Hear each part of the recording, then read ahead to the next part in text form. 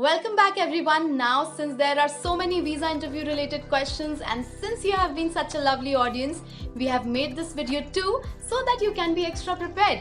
Let's get right to it. Guys, number one question is, if the costs of pursuing your course of study are higher in the UK than in your home country, then why have you decided to incur the extra costs involved with studying in the UK? So you should always talk about the advantages that a degree from the UK might give you. How have you made a realistic assessment of all the costs involved and how you plan to pay for them?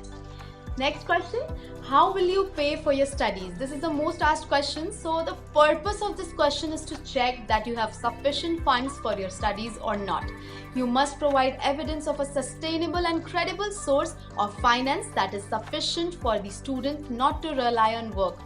Also, if you have a sponsorship, make sure you are aware of the amounts and exactly what is covered in that. If you have a loan, how will you afford to pay it back? How much will your accommodation cost, and are you clear about the cost of living in the UK or not? This is why we always recommend students to book an accommodation with University Living to make this process even more easy. What was the last course you successfully completed and when did you complete it?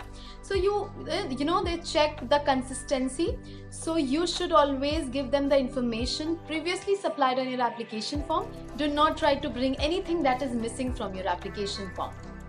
Do not try to put so many things. Given previous study history, how will this course assist you in future plans? So guys, you should be able to explain how this course and how have you applied from your previous study, or how it encourages you or how it interests you. For example, what job you want to get, and show that the course they want to study is necessary to achieve it. You need to show the interest for this course. Did you consider studying any other course or consider studying any other university either in the UK or overseas? So guys, studying overseas is a big step, so you should be able to demonstrate that you have made a serious and informed choice about the course and university as well. List other institutions you considered and tell why you choose this particular university above other institutions.